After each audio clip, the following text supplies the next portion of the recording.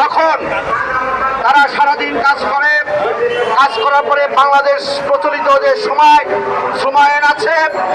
সেই সময়ায়নের প্রেক্ষিতে একজন শ্রমিককে সাপ্তাহিক ছুটি দেওয়া হয় না এবং পাশাপাশি প্রদান করা হয় না। ইতিমধ্যে ভাই বলেছে একজন শ্রমিকের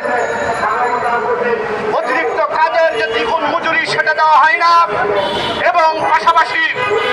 এই শ্রমিককে যখন